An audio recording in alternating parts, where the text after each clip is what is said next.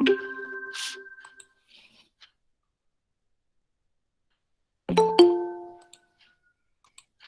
kita buka dengan baca Al-Fatihah. A'udzubillah. A'udzubillahi minasyaitonirrajim. Bismillahirrahmanirrahim. Iyyaka na'budu wa iyyaka nasta'in. Ihdinas siratal mustaqim. Siratal ladzina an'amta 'alaihim ghairil maghdubi 'alaihim waladdallin. Raditu billahi rabba wa bil islam wa bi zidni ilmi. Baik, hari ini kita akan belajar topik komponen atau unsur atau faktor pendidikan. Ada beberapa hal yang mesti akan kita pelajari nantinya.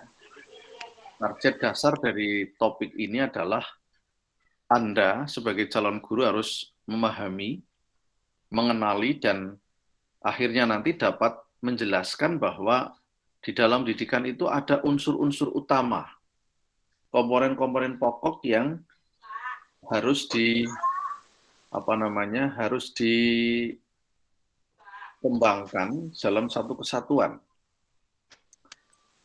5 komponen secara umum yang ada dalam pendidikan. 1 tujuan, 2 pendidik, 3 peserta didik, 4 alat, dan 5 adalah lingkungan. Nah, ketika bicara alat khususnya nanti kita harus, ini banyak sekali yang terlambat ya, jadi kalau ngajar yang pada join terlambat itu terganggu terus terang saja. Nggak saya admit, kasihan, saya admit ganggu gitu ya. Tolonglah ya, joinnya jangan, ini sudah 1/4 jam lebih kok baru pada join. Jadi, ketika kita nanti belajar tentang alat, tentu pikiran kita jangan bicara perangkat-perangkat keras pembelajaran semata ya. Alat itu nanti akan luas pembahasannya, ada subhanallah, ternyata masih ada yang join juga. Halo, Nur Husain? Nur Husain, halo? Nur Husain? Nur Husain, halo? Ya Pak, hadir. Kenapa baru join Anda? Kepripun Pak? Ya, kenapa baru join? Iya Pak, tadi absen dulu Pak. Ya, jangan, inilah kan sudah 1/4 jam lebih ini, jadi ganggu, dosen sudah mulai ngajar ya. Oke, maaf Pak. Jadi, nah ini masih ada Wilujeng ini. Tolong ya, yang agak tepat waktu gitu ya, biar, aduh, ini masih ada lagi.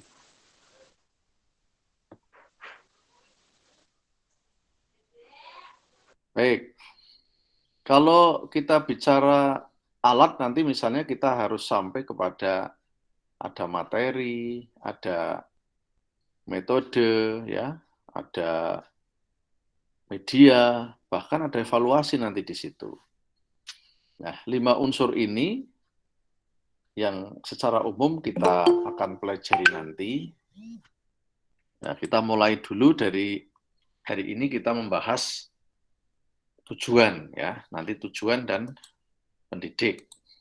2 topik ini yang hari ini nanti akan dipresentasikan oleh teman Anda yang bertugas untuk mempresentasikan ya topik kita ini hari ini ya. Jadi komponen pendidikan itu ada tujuan, ada pendidik, ada peserta didik, ada alat pendidikan. Yang alat pendidikan itu nanti di dalamnya ya menyangkut materi, metode, media, evaluasi, bisa jadikan alat. Termasuk kalau bicara metode itu nanti ada cara, bagaimana cara membimbing, bagaimana cara memberi motivasi, bagaimana hukuman, hadiah, reward and punishment jalan, nasihat, ya, itu semua adalah alat untuk mendidik. Segala sesuatu yang digunakan untuk melakukan aktivitas agar orang terdidik gitu. Ini alat gitu ya. Dan nanti kita akan kaji ini. Yang tentu saja kalau bicara tentang komponen-komponen itu, kita nanti akan bicara tentang apakah komponen ini menjadi harus ada. Harus, ini seperti rukun ya, seperti rukun. Jadi pendidikan itu punya rukun, min arkanit tarbiyah lah gitu, karena ini bahasa saya begitu, di antara rukun-rukun pendidikan itu. Jadi pendidikan itu harus ada tujuan, harus ada harus ada guru atau pendidiknya, harus ada peserta didiknya, harus ada alat, harus ada lingkungan. Nggak akan ada pendidikan tanpa lingkungan, ya. Oke, tolong kameranya dinyalakan semuanya, biar saya lihat. Nah, itu kan enak, ya. Baik, silahkan yang bertugas hari ini untuk topik tujuan dulu. Siapa orangnya? Saya Pak. Ya, silakan, share screen. 2 orang ya. Iya Pak.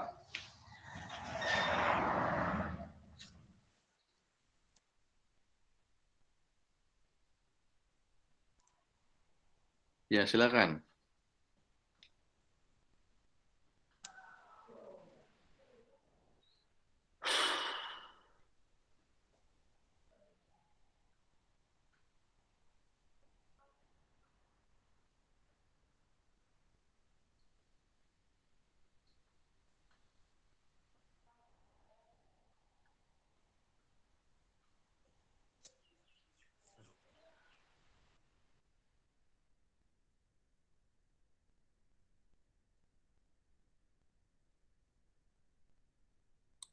Monggo Mas, di share screen.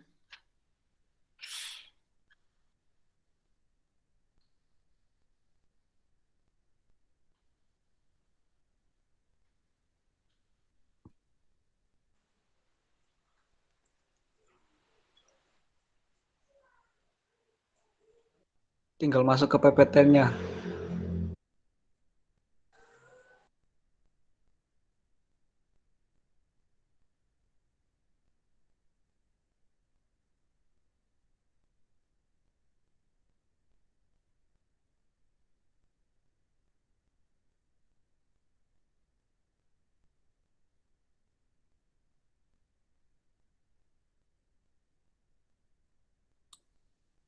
Ya, oke Mas, silakan.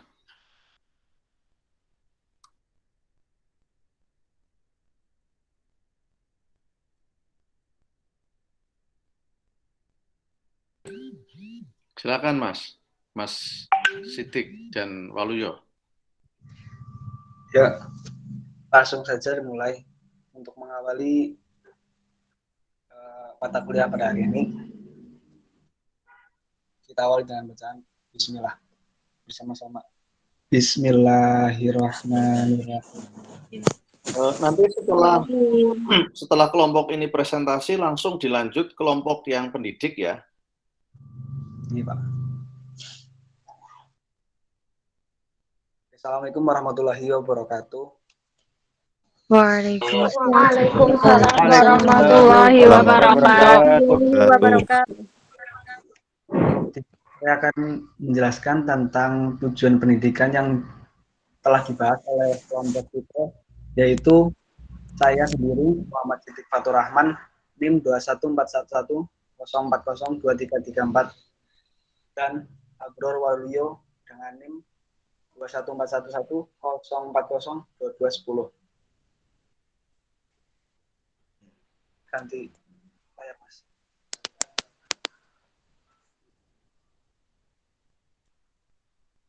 Tujuan pendidikan adalah seperangkat sasaran kemana pendidikan itu diarahkan. Pendidikan itu dapat dimaknai sebagai suatu sistem penilaian yang disepakati kebenaran dan kepentingannya yang ingin dicapai melalui berbagai kegiatan baik di jalur pendidikan sekolah maupun luar sekolah. Tujuan pendidikan membuat gambaran tentang nilai-nilai yang luhur, baik, pantas, benar, dan indah untuk kehidupan. Kemudian, kedudukan dan fungsi tujuan pendidikan. Terdapat beberapa tujuan pendidikan. Yang pertama, bersifat normatif.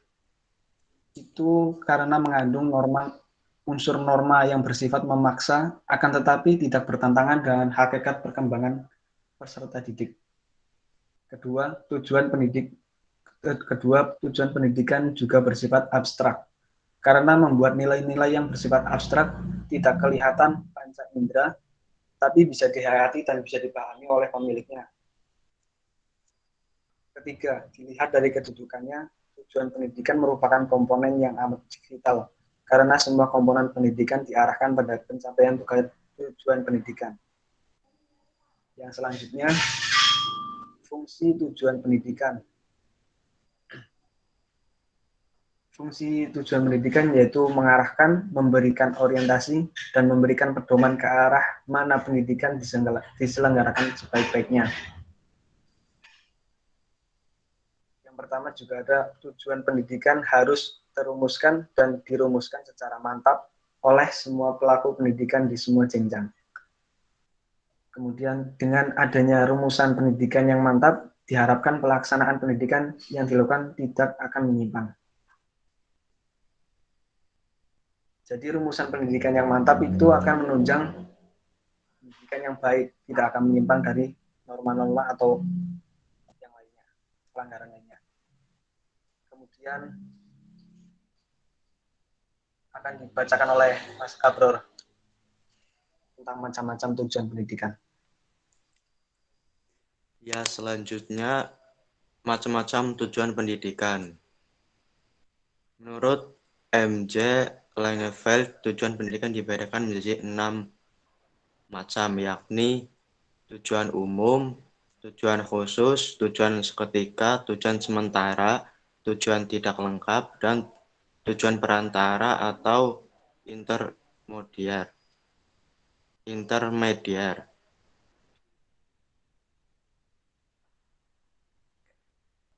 Rumusan tujuan pendidikan menurut para ahli, yaitu Crow and Crow, yakni mengemukakan mendorong anak didik untuk berpikir secara efektif, jernih, dan objektif di dalam suasana yang bagaimanapun. Kedua, M.J. Langeveld menjelaskan tentang terwujudnya manusia dewasa. Socrates mengenali dirinya sendiri supaya dapat hidup dengan jiwa yang sehat, susila, dan bahagia. Ia dikenal dengan kenalilah dirimu. Selanjutnya tujuan yang dikemukakan oleh Plato yaitu mencapai keadilan di dalam negara dengan pemimpin seorang raja yang bijaksana. Selanjutnya tujuan pendidikan dikemukakan oleh Constam, yaitu menolong manusia yang sedang berkembang supaya dapat memperoleh perdamaian batin yang sedalam-dalamnya tanpa menjadi beban orang lain. Jonas John juga mengemukakan tujuan pendidikan yaitu membentuk anak didik supaya menjadi anggota masyarakat yang berdiri sendiri mandiri dalam masyarakat. Selanjutnya, Paul Haberlin mengemukakan bentuk anak didik memiliki kecakapan batin agar bisa memenuhi kewajiban, tugas hidupnya, dan tujuan hidupnya. Selanjutnya, John Dewey juga mengemukakan usaha atau alat untuk mencapai tujuan pendidikan lain yang lebih tinggi. Selanjutnya, Ki Hajar Dewantara juga mengemukakan yaitu mencapai kesempurnaan hidup pada anak didik. Selanjutnya, Sigmund pribadi juga mengemukakan terbentuknya psikohigiene dan tanggung jawab pada diri anak didik. Noto Nagoro juga menjelaskan tercapainya kebahagiaan sempurna, yakni dicapainya kepuasan sepuas-puasnya yang tidak menimbulkan keinginan lagi dan bersifat kekal abadi.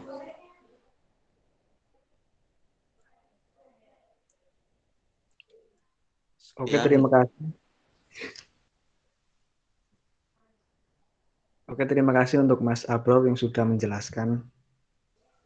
Untuk kemudian akan dibuka sesi pertanyaan.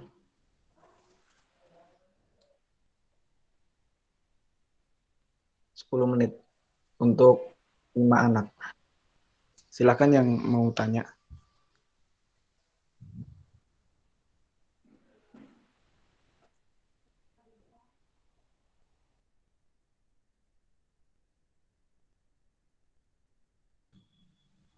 Kalau alat pendidik Profesor, tadi Ya, suruh dilanjutin ke yang presentasi tentang pendidik dulu. ya. Berarti kelompok selanjutnya. Oke.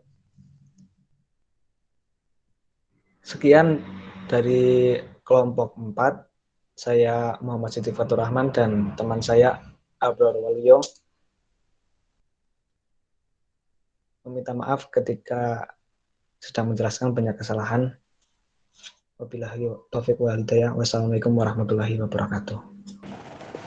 Waalaikumsalam warahmatullahi Waalaikumsalam warahmatullahi wabarakatuh. wabarakatuh. Waalaikumsalam warahmatullahi wabarakatuh. Silakan untuk kelompok 5 selanjutnya. Ya, assalamualaikum warahmatullahi wabarakatuh. Waalaikumsalam. Waalaikumsalam warahmatullahi wabarakatuh. Waalaikumsalam warahmatullahi wabarakatuh.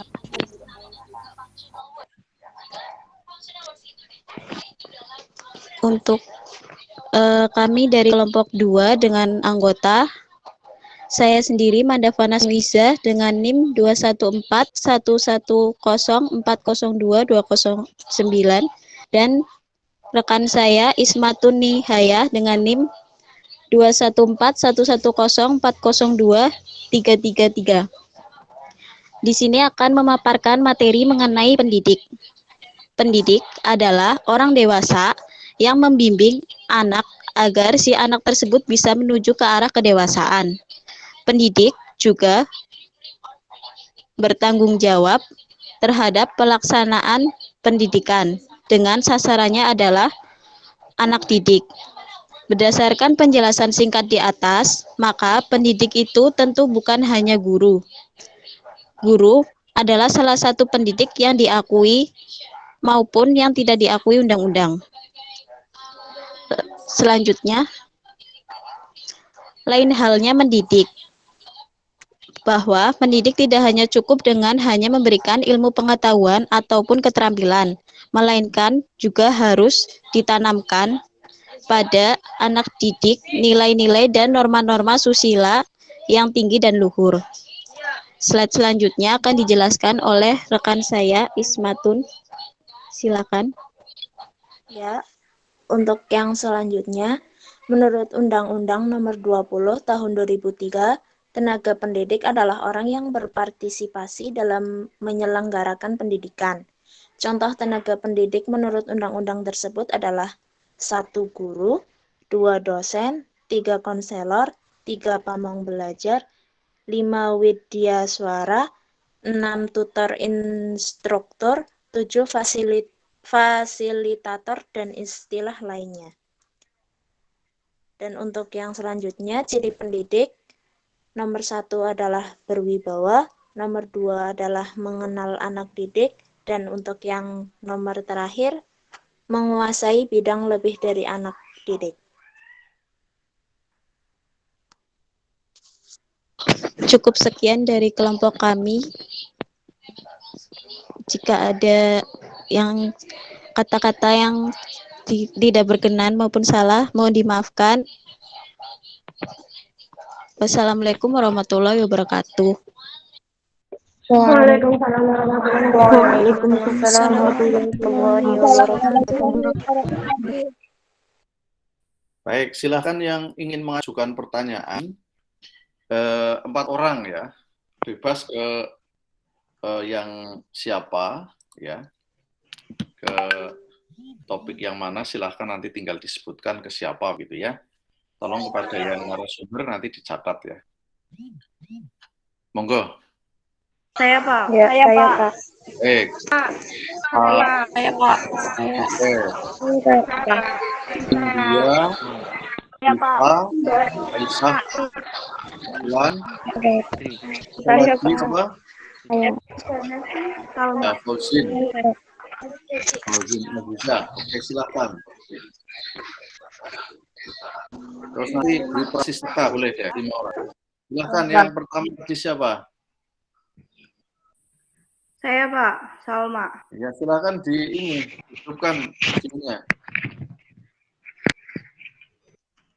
Perkenalkan, saya Salma Mahmudatunisa dari NIM 16.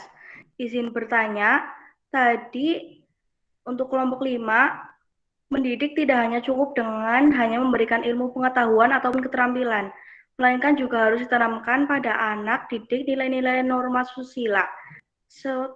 Apa saja contoh dari norma-norma susila itu? Terima kasih.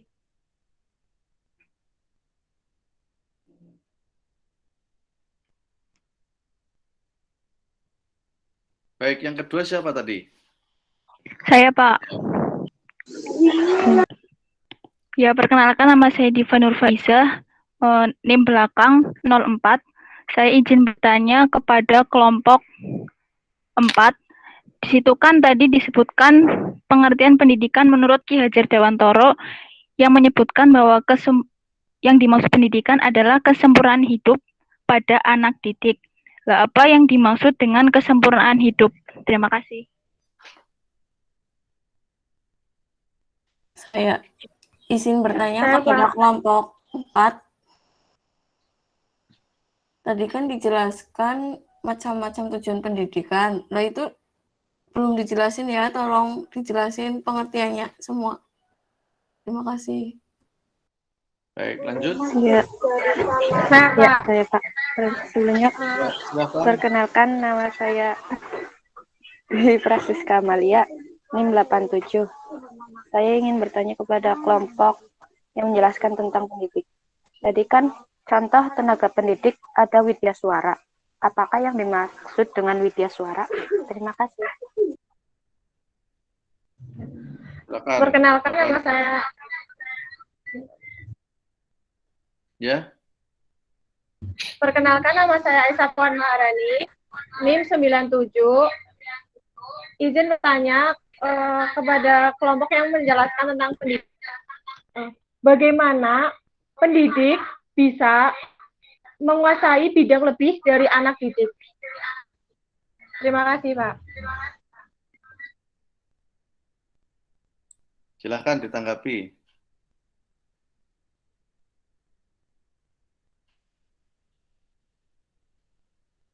Silakan ditanggapi.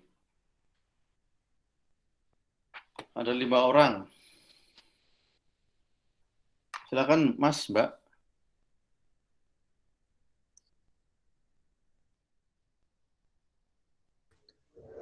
Ya, Assalamualaikum warahmatullahi wabarakatuh. Izin menanggapi.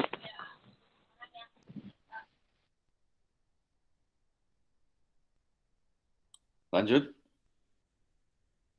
Izin menanggapi mengenai pertanyaan dari Salma tadi yang contoh norma susila itu contohnya seperti apa? Itu contohnya seperti guru itu mengajarkan kepada siswanya itu untuk selalu berkata ataupun bertindak jujur seperti itu.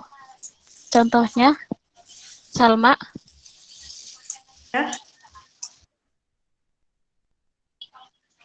Salah satunya itu. Gimana? Baik, terima kasih.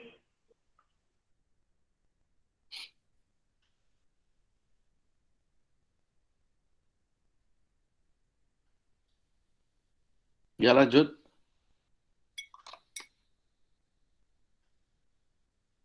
Monggo, dilanjut.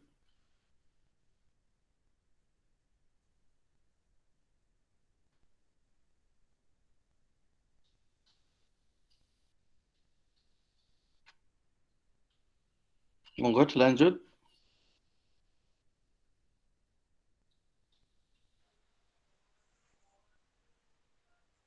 Ya, Assalamualaikum warahmatullahi wabarakatuh.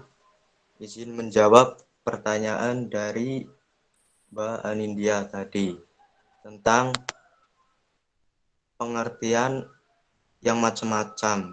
Macam-macam tujuan pendidikan.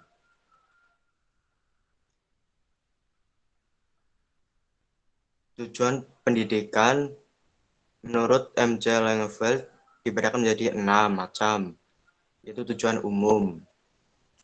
Tujuan umum, tujuan yang pada akhirnya akan dicapai oleh pendidik terhadap peserta yang disebut juga tujuan akhir pendidikan atau tujuan total atau tujuan lengkap.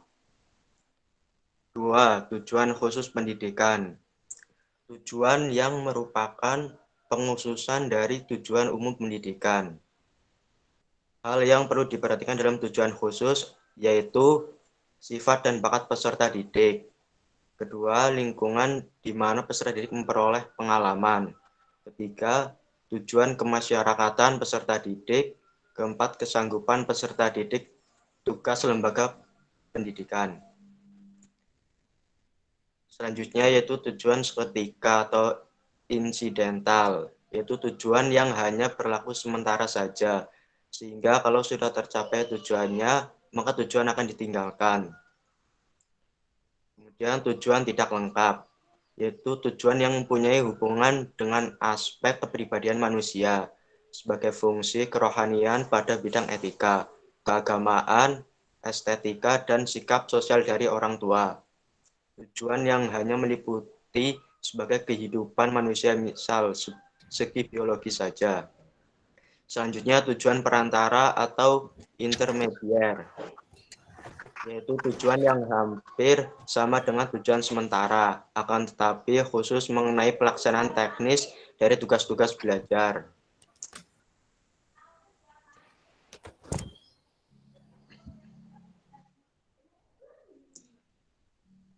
Ya, sekian itu jawaban dari saya. Mbak Nindya, apakah sudah jelas? Nggih, sampun. Terima kasih.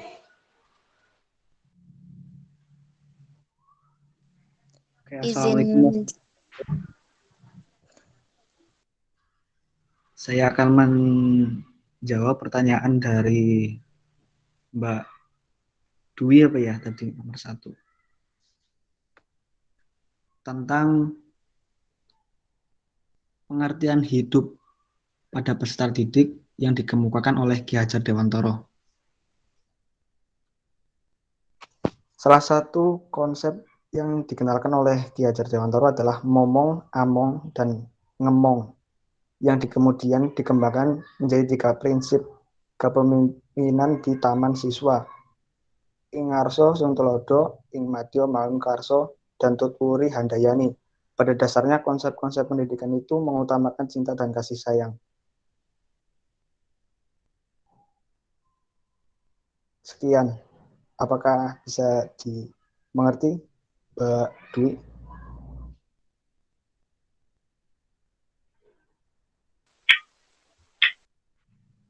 Ayo terus dilanjut. Sekian. Wassalamualaikum warahmatullahi wabarakatuh. Silakan dilanjut.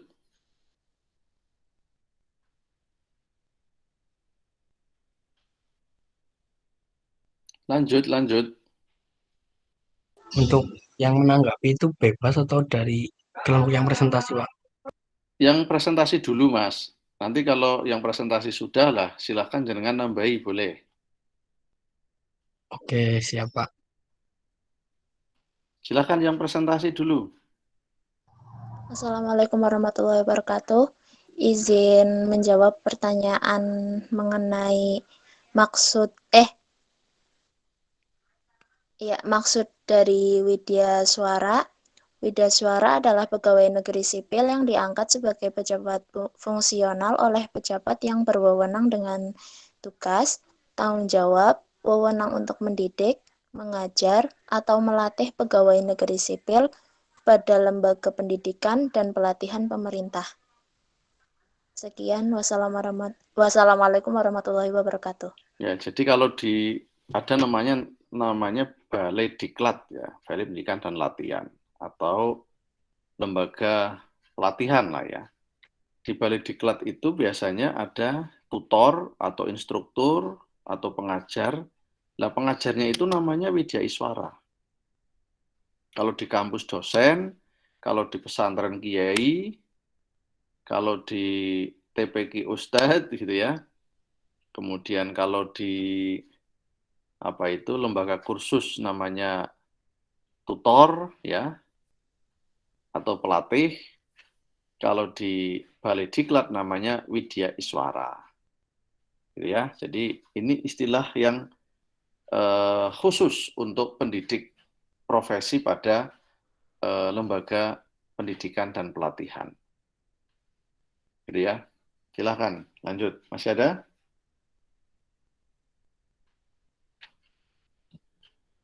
Silakan. Masih ada enggak yang belum dijawab? Iya Pak, Mas. Monggo. Izin menjawab pertanyaan dari Aisyah. Bagaimana pendidik bisa menguasai materi lebih dari peserta didik itu? Penguasaan materi itu termasuk salah satu kompetensi profesional yang harus dimiliki oleh pendidik. Jadi penguasai materi itu suatu kewajiban di mana pendidik itu memang harus bisa menguasai materi sebelum disampaikan kepada pendidik. Seperti itu, Aisyah. Terima kasih, Manda. Ya, sama-sama.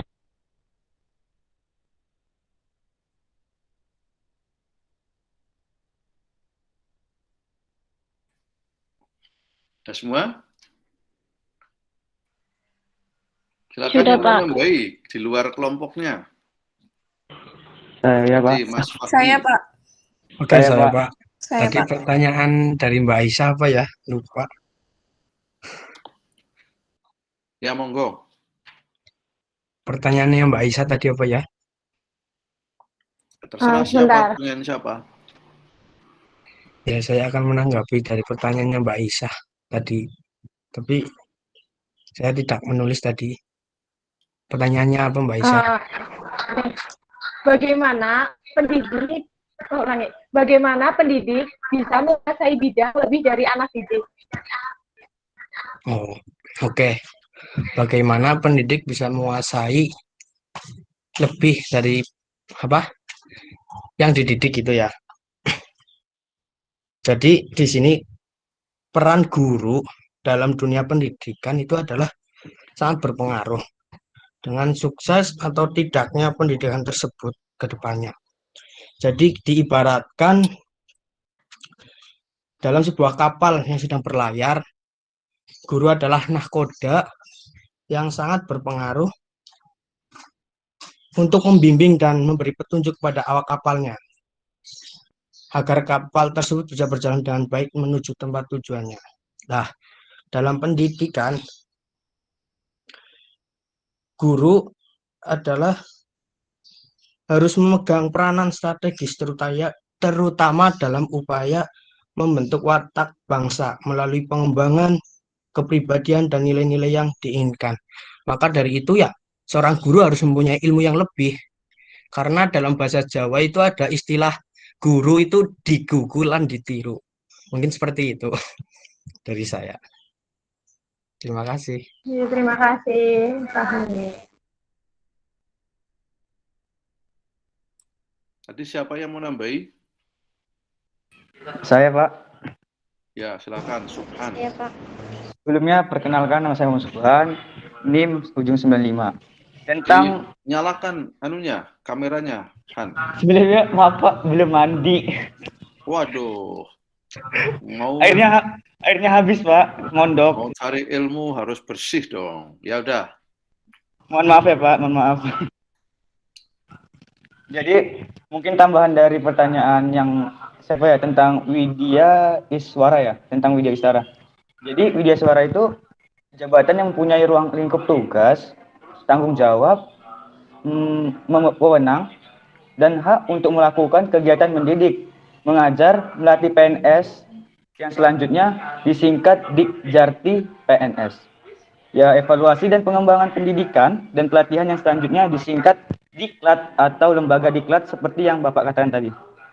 Jadi, kalau ada yang menanyakan, apakah Widya Iswara harus PNS? Ya, benar.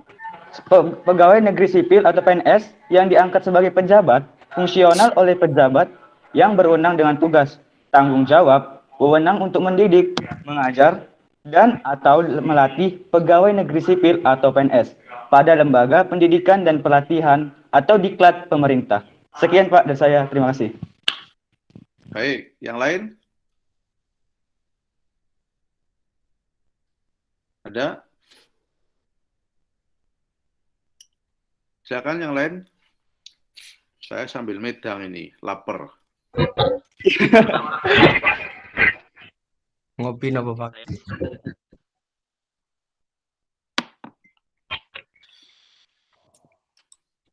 Silakan, yang lain kalau mau.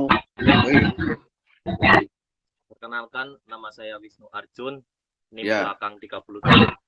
Ingin menanggapi dari pertanyaan dan jawaban dari Mbak Aisyah Puan Maharani ya, bahwasanya tadi kan telah ditanyakan tujuan apa tadi, bagaimana pendidik bisa menguasai materi lebih dari peserta didik. Nah, yang ditanyakan itu adalah bagaimana cara seorang pendidik tersebut menguasai apa yang akan dijelaskan kepada pesertanya. Nah, tentunya seorang pendidik tersebut harus memiliki pendidikan atau melewati jalur-jalur pendidikan atau sekolah terlebih dahulu agar bisa menguasai ilmu yang diterima dan nantinya ilmu tersebut bisa diolah, dimanfaatkan kepada peserta didik yang akan disampaikan begitu. Jadi seorang pendidik ataupun guru harus melewati rangkaian pendidikan yang telah ditetapkan dalam lembaga-lembaga atau jenjang-jenjang sekolah yang lain. Contoh seperti SD sampai ke jenjang yang lebih tinggi. Itulah tahapan-tahapan yang harus ditempuh oleh para pendidik agar bisa mendapatkan materi yang nantinya materi tersebut bisa dikuasai dan dimanfaatkan atau disampaikan kepada peserta didik ataupun murid-muridnya. Begitu. Sekian, mungkin cukup dari saya. Terima kasih. Baik, makasih.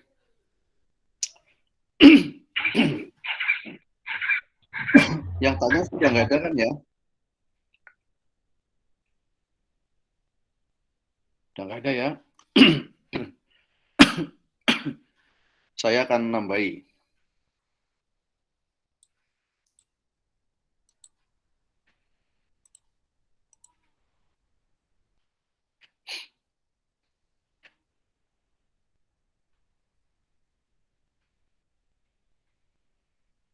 Baik.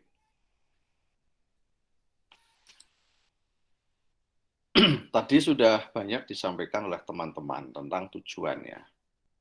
Saya ingatkan kembali bahwa pendidikan itu harus punya tujuan. Salah satu ciri aktivitas itu betul-betul aktivitas pendidikan atau tidak adalah kejelasan tujuan. Jadi siapapun yang mendidik orang itu harus punya target, punya goal, sasaran yang ingin dicapai. Kenapa? Karena tujuan itu punya dua fungsi secara umum. Pertama, menjadi arah. Jadi dengan tujuan yang jelas, jadi arahnya jelas, kegiatan ini mau kemana. Targetnya apa? Akan dibawa kemana ini peserta didik ini?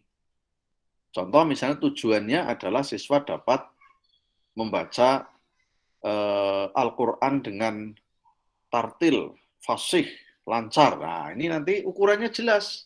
Berarti kegiatan pendidikannya akan mengajari anak untuk goal-nya bisa ngaji dengan lancar. Gitu. Yang kedua, sekaligus bahwa ini yang ingin dicapai. Ibarat orang membidik atau ingin nembak itu arahnya jelas, oh sasarannya sana. Berarti yang akan dicapai itu ya sana itu, gitu loh. Jadi arah sekaligus itu loh yang akan dicapai. Sehingga jelas energinya itu dikumpulkan untuk mencapai sasaran. mencapai target, mencapai poin yang akan dituju. Ini fungsinya ya. Nah, kalau kita bicara tujuan itu sifatnya hierarkis. Silakan dicatat ya, hierarkis. Jadi ada tahapan, ada struktur, ada rangkaian dari satu tahap ke tahap berikutnya, dari satu tujuan ke tujuan berikutnya. Ini bersifat hierarkis. Karena hierarkis, maka untuk mencapai total goal atau tujuan total atau final goal, tujuan akhir, pasti harus melalui tahapan. Tidak bisa satu kali atau satu hal otomatis mencapai, tidak. Ada tahapan-tahapannya. Dalam konteks pendidikan Indonesia, maka tahapannya untuk mencapai tujuan pendidikan nasional harus melalui tujuan institusional atau kelembagaan. Tujuan institusi ada namanya tujuan kurikuler di bawahnya. Tujuan kurikuler ada tujuan pembelajaran. Setiap mata pelajaran punya tujuan, setiap lembaga punya tujuan, baru sampai kepada tujuan pendidikan nasional. Ini sifatnya hierarkis. Karenanya, kalau kita ngomongin tujuan, ada orang bertanya, apakah pendidikan di Indonesia sudah mencapai atau belum? Ya tentu belum lah, karena masih ada tahapan, bahkan ada penyempurnaan gitu ya. Ada penyempurnaan. Ini ya, jadi dalam tulisan saya ini ya, bab 2 dalam buku yang sedang dalam proses ini, saya tulis tujuan itu elemen dasar dalam setiap perbuatan manusia, termasuk dalam konteks pendidikan ini menjadi dasar, acuan dan motivasi bagi seorang untuk bertindak. Kan kemana kita ya?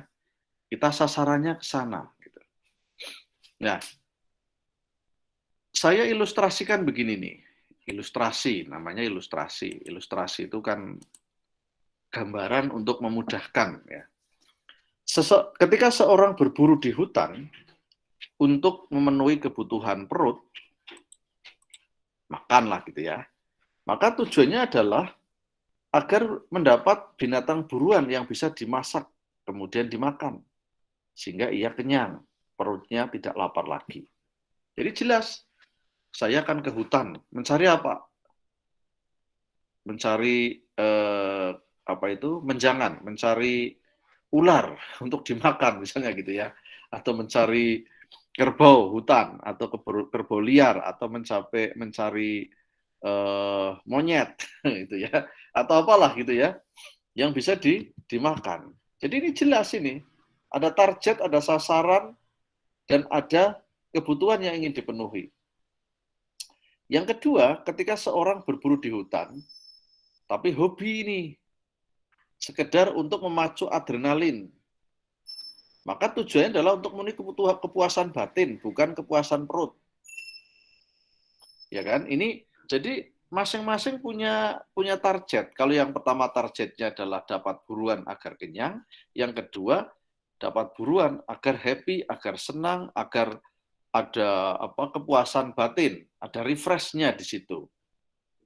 Jadi tapi tujuannya beda, sama-sama berburu tapi punya tujuan yang berbeda, sama-sama ingin mendapatkan buruan tapi targetnya berbeda.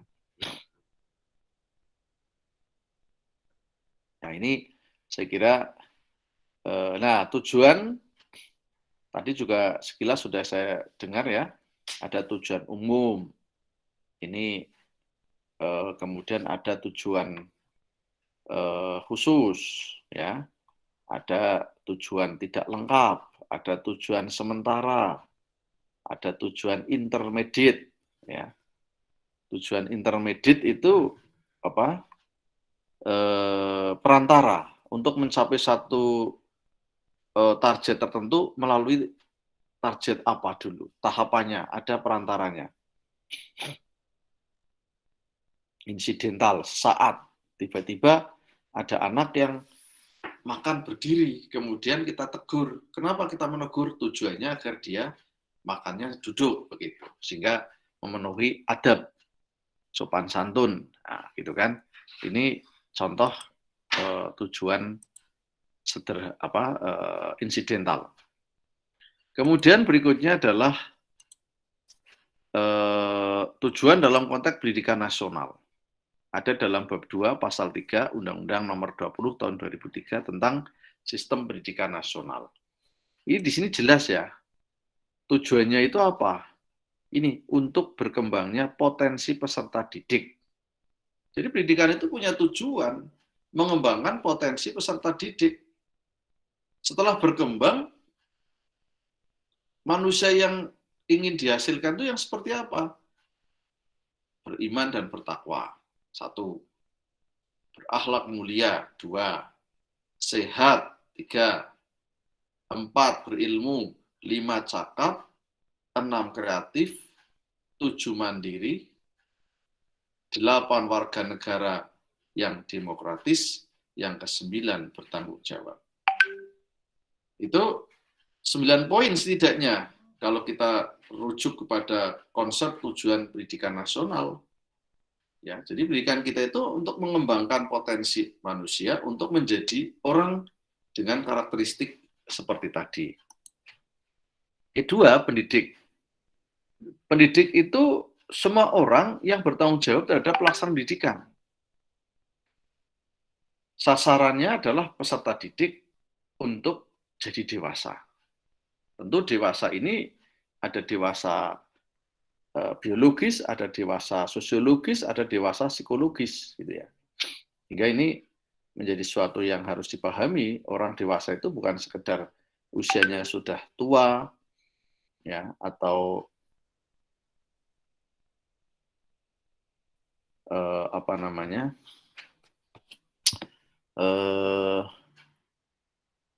dewasa itu bukannya dewasa usia ya, usia angka, tapi dewasa psikologis, kedewasaan mental gitu ya. Nah, tadi nyebut-nyebut ada widaiswara dan lain-lain. Pendidik itu ada 2 kategori menurut saya. Yang pertama pendidik kodrati atau pendidik karena kodrat orang tua. Ini kodrat karena diberikan mandat oleh Allah. Maka saya sebut istilahnya adalah ini pendidik kodrati. Pendidik yang mendapat karena mandat. Sekolah apa tidak sekolah, yang namanya orang tua ya pendidik. Bagi kita. Nggak perlu sertifikasi, tidak perlu ijazah, tidak perlu pelatihan gitu ya. Semua orang yang melahirkan anak, dialah pendidik bagi putra-putrinya. Yang kedua, pendidik jabatan atau profesi. Orang yang diberi tugas untuk mendidik di lembaga pendidikan karena profesi, sehingga dia dapat gaji, nah, gitu kan, dapat bayaran. Sedangkan mendidik kodrat itu nggak dibayar, dia dapatnya nanti bayaran dari Tuhan, Allah, ya kan. Dalam konteks materi nggak ada orang tua minta bayaran ke anak. Dulu kamu sudah saya didik, sekarang ganti kamu sudah sukses, ya nggak begitu gitu. Tapi kalau yang kedua, ini profesi, maka harus sekolah, harus ahli, harus punya bidang keilmuan, kemudian dibayar. Nah, gitu kan? Itu profesi. Maka lahirlah profesi pendidik namanya guru. Maka ada undang-undang guru dan dosen. Silakan nanti dicari ya, undang-undang guru dan dosen nomor 14 tahun 2005. Jelas di sana dijelaskan guru adalah pendidik profesional. Nah, profesi. Ya. Ini dia harus dibayar.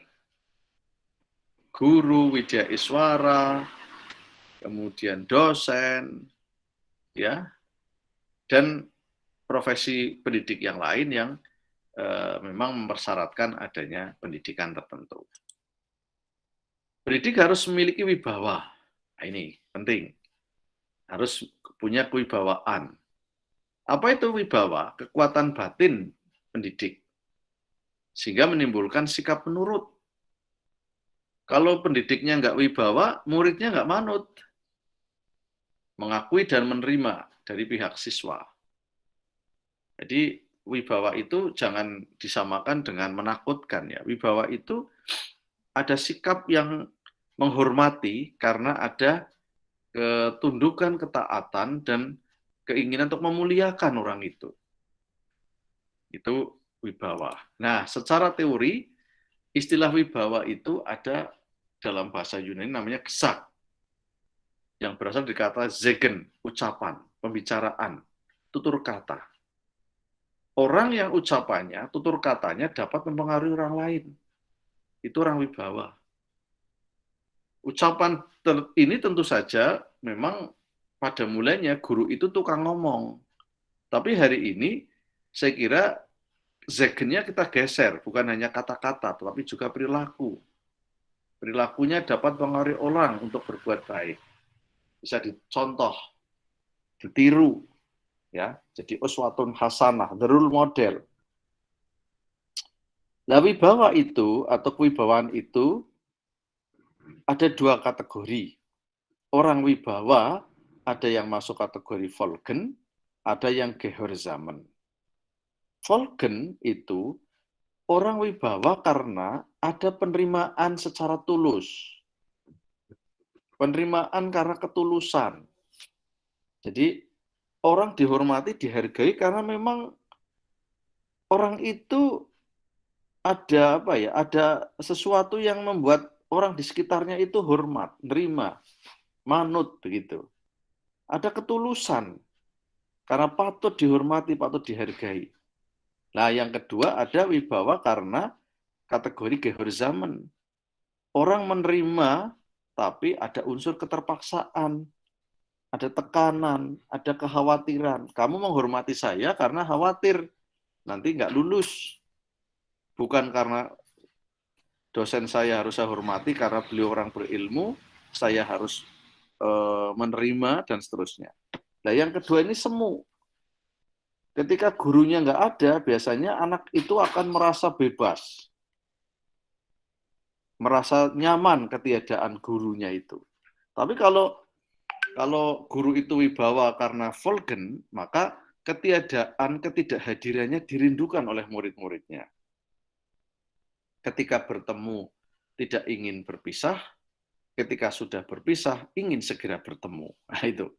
Ini guru yang betul-betul wibawa.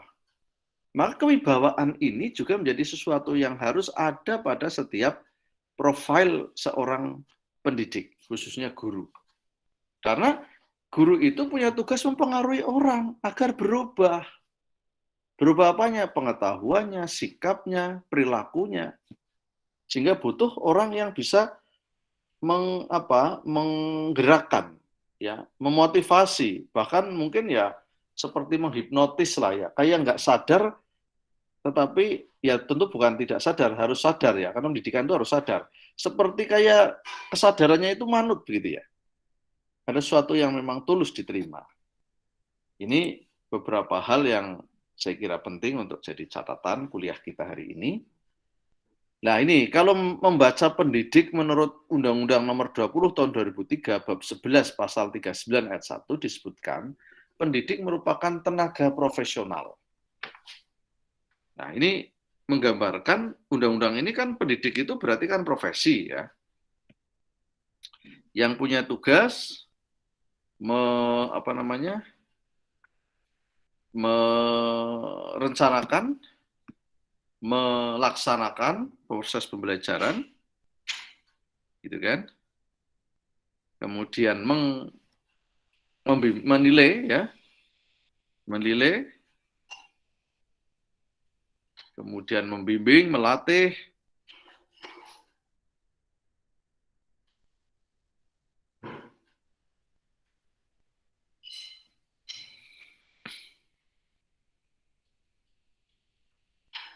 melakukan penelitian, pengabdian, ya, terutama bagi pendidik perguruan tinggi. Ini arahnya pendidik dalam undang-undang ini, pendidik guru atau dosen. Karena jelas undang-undangnya aja undang-undang guru, ya kan?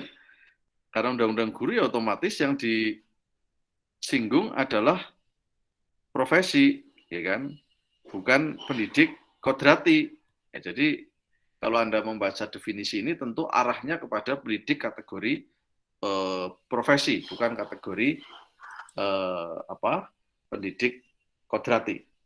Nah, pendidik dan tenaga kependidikan berhak memperoleh ini penghasilan. Nah, pendidik di sini berarti memang guru, ya, bukan pendidik yang lain.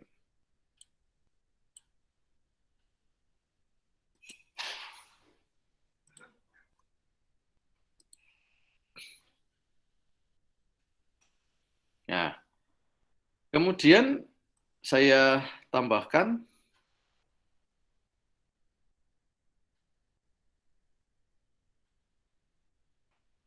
nah, pendidik berperan sebagai sumber belajar. Ini untuk menjawab tadi pertanyaan tentang bagaimana pendidik agar menguasai bidang ilmu atau materi atau apa yang harus disampaikan harus lebih dengan muridnya. Ya, jadi karena pendidik itu sebagai sumber belajar, maka jangan sampai guru itu tidak bisa jadi sumber. Kalau namanya sumber, Anda bayangkan sumber mata air, tuk, ya, sumber belajar itu kan seperti tuk. Karena dia tuk, maka dia akan mengeluarkan air terus, gitu kan? Maka guru pun harus bisa menjadi sumber anak ngangsu kawruh dalam bahasa Jawa. Tahu ngangsu kawruh ya? Belajar itu ngangsu. Ngangsu itu kan kalau orang Jawa ngangsu itu kan ngambilin air ya dari mata air itu ngangsu. Lah ngangsu kawruh berarti ngangsu ngambilin kawruh itu kan pengetahuan, ilmu gitu ya. Sehingga guru harus jadi sumber ilmu.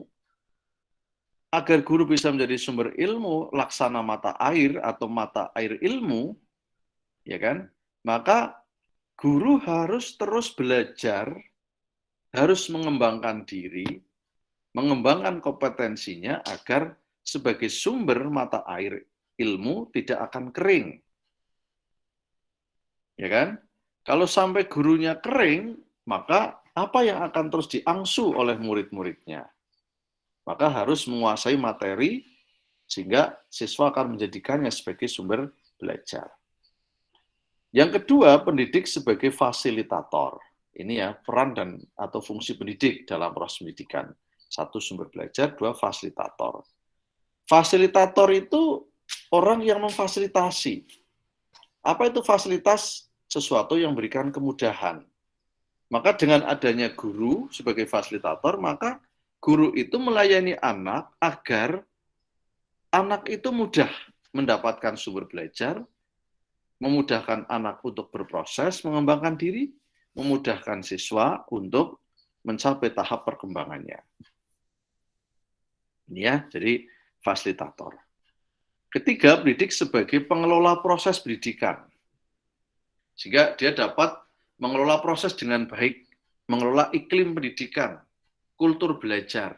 Seperti ini ya, kita kuliah ini kan dengan Google Meet, saya kelola agar Anda bisa presentasi, ada diskusi, dan seterusnya. Yang keempat, pendidik sebagai pembimbing, memberikan bimbingan, arahan kepada anak, kemudian motivator, memberikan motivasi kepada anak.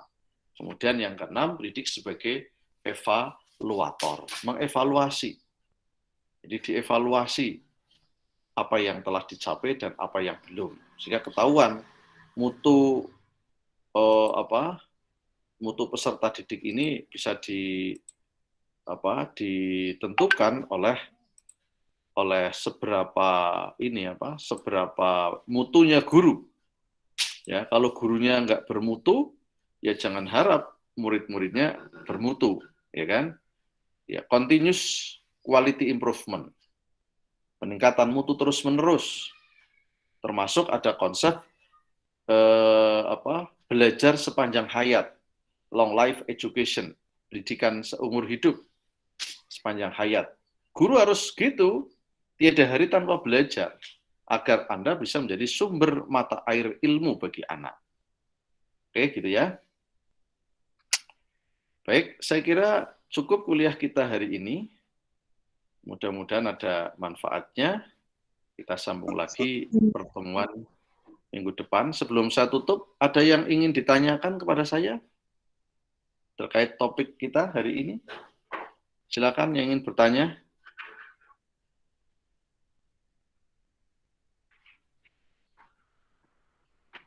Monggo, kalau ada yang ingin bertanya.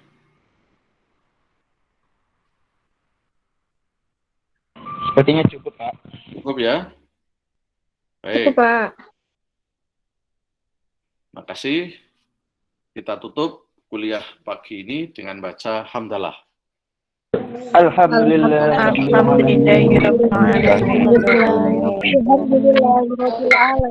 kasih. Kita akhiri dengan assalamualaikum warahmatullahi wabarakatuh. Waalaikumsalam. Terima kasih, Pak.